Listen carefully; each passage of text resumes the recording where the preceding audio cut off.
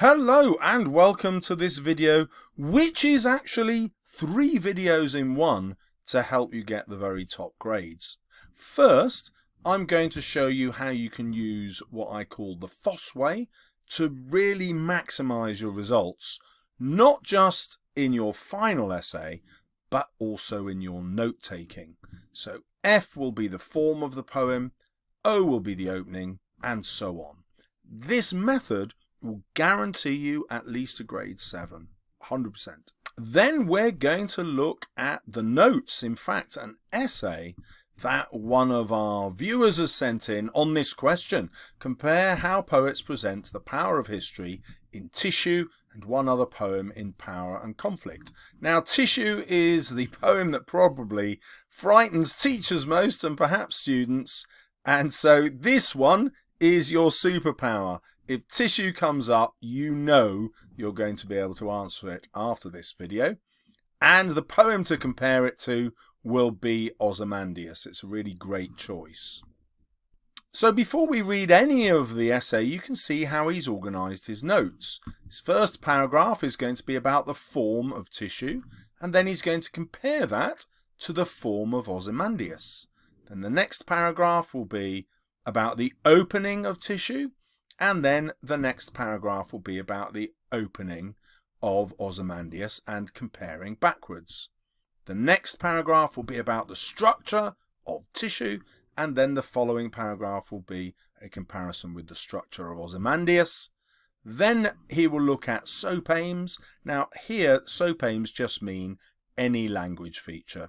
You know, alliteration, metaphor, whatever it is, even if it's not in that anagram or that mnemonic, it doesn't matter, any language feature that you're going to write about, and then you compare with another paragraph to the language feature in Ozymandias, and finally you look at the author's purpose at the end of the poem. And so again, the end of one poem followed by the end of the next. Now structuring your notes this way means that you automatically end up writing an essay that you can memorize for the exam. That is super useful, and because there are only 15 possible poems that can come up, you'd only need to do this 7 times and it would cover every single poem. So you've probably got plenty of time to do that. Now this is actually a second draft, and when he first wrote to me, he had this question about how he would answer the question to talk about history. And he wasn't sure that each paragraph dealt with history. And so I said, well, no bother, just make sure that you use a word like history or that is about time at the beginning of each paragraph. And so he's highlighted these for us in red and for himself so that he can see he's always using the words from the question every time he writes. Now that's super important because your temptation will be just to write about what you know about the poem because you've revised it well, but that won't necessarily get you the marks. Every paragraph has to relate back really explicitly to Tissue. So this one, to history. So this one's got the word history in it. Here's another one with the word history. History again appears at the end of each paragraph. The overwhelming power of history. The idea of the future and fate. Although that's not the word history, it's historical time, isn't it? So we know there's a link there. History shows no mercy. Historically, dictators would rule with brute force. And history again. Break away from tradition. Tradition is, if you like, history that we carry with us. And then we've got tradition here. And just in case the examiner doesn't know that tradition is history, it's made explicit down here. And then finally, we come back to history frequently because we're writing a conclusion and linking that to the idea of tradition.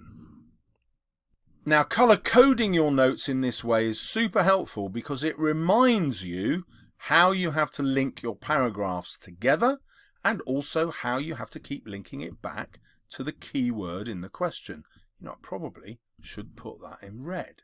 So a really useful way for you to revise. Now, one of the other huge advantages of this FOSS way mnemonic of approaching the exam is if we go to the top of the mark scheme, to show the examiner that you're being convincing, you have to write about language. Well, no surprise there. But you also must write about form, and you must write about structure. And under exam pressure, writing about form is the first thing that goes away from your mind, because you're trained just to look at quotations. We all are. That's how we study English literature since we're in probably year 3. Therefore, you won't write about form unless you force yourself to write about it first. There's a very high chance you'll forget to mention it. So having this as the first point you make not only makes sure that you include it, but it also says to the examiner, you need to start thinking about putting me at the very top of the mark scheme. Because if we come down a level, now it's not compulsory to write about form. It's structure and or form.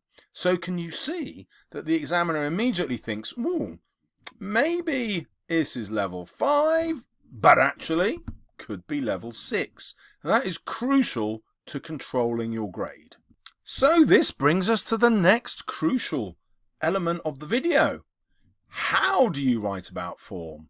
Let's have a look at tissue in a bit more detail. Darker uses form to show how unpredictable history is by showing the lack of control we have in our own lives.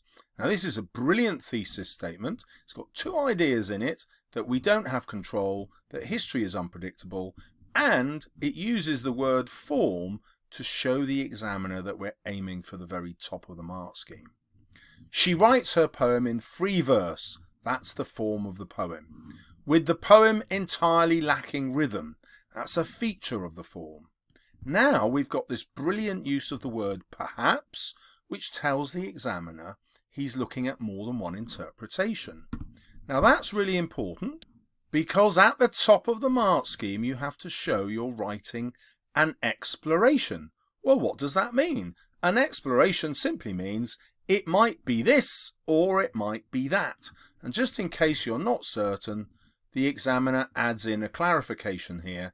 It means interpretations. Having more than one interpretation, which you force yourself to do when you use the word perhaps. So, perhaps she does this to emphasize the futility of trying to have power. Even this poem that generations after her will read cannot be bound into regular stanzas or a fixed rhyme scheme. Maybe Darko is trying to show that the powerful message of her poem has the ability to live on and go down in history, but she can't control this outcome. So what he means is it might not live on, it might be ephemeral. Ephemeral means that it doesn't have a long life. Therefore, she shows that the power of history is unpredictable. Notice how he comes back to the idea of the poem maybe lasting or not lasting is a historical idea, because it's got to last through history, and that brings him back to the question.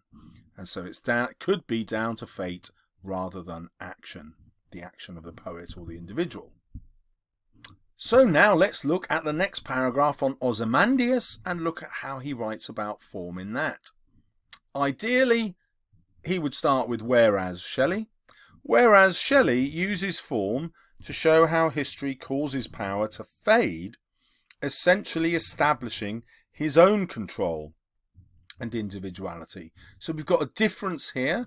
I'm still writing about form, Miss or Mr. Examiner. I'm still writing about history, but I want to show, rather than a lack of control, that the poet has total control. So automatically we have a sophisticated difference. Ozymandias takes the form, there's that word again, of both a Petrarchan sonnet, since it has an octave and a sestet, learn those if you don't understand them, and also a Shakespearean sonnet, taking the A-B-A-B rhyme scheme.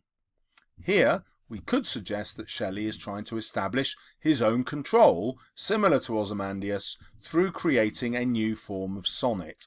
Now that's absolutely brilliant. You could just memorize that paragraph and relate it to any question. You just have to get rid of the word history, because obviously there would be something else in your question, but you could actually memorize that, steal it and reproduce it in your own words, or even in those very words.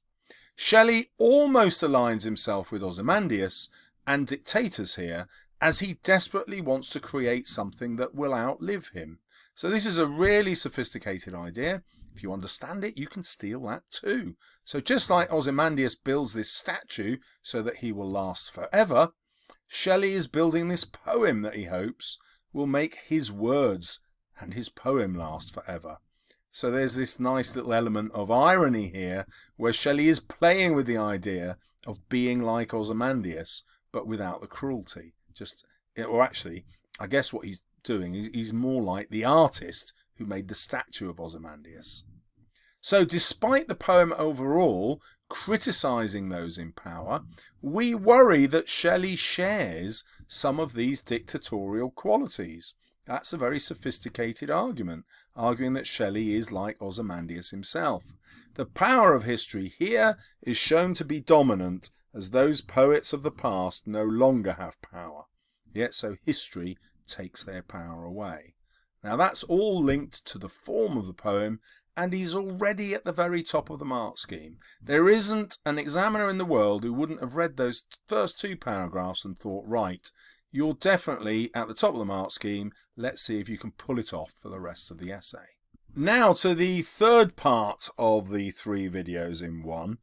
Rather than make a whole new video where I read out to you each paragraph and talk about it, which I can do, but this would make this video super long, I'm going to enlarge each section so that you can pause the screen and just read it for yourself and take notes for yourself. That's a surefire way for you to get the top grade. And it will be a massive thank you to Apurva, who has sent this revision in.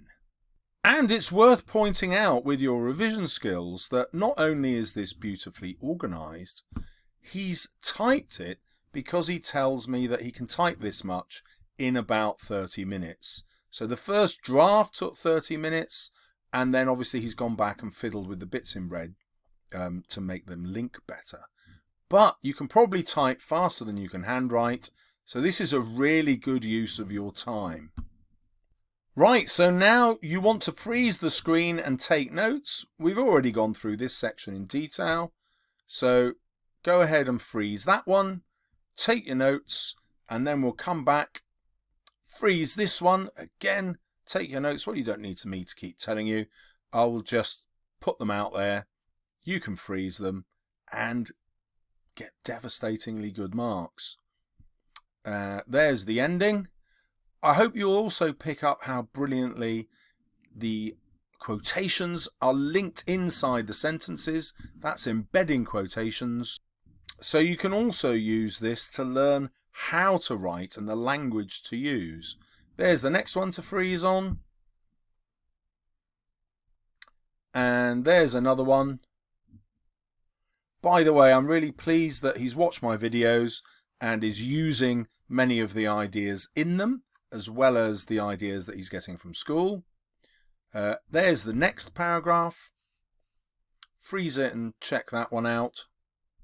And then finally, nearly finally, the end. We'll have to come down to the bottom and get the whole lot in. And then he has a conclusion. You can freeze it and have a read. Actually, I don't think he needs a conclusion here because he's already made all the points he needs in his comparisons. Hopefully I've organised this so that videos that show you how to use the FOSS way in more detail are popping up here and maybe even here. Thank you very much for watching. Do keep posting in your stuff, your essays, your revision for me to make videos. Really appreciate it. Everybody gains from it. Everyone gets better. See you soon on my channel.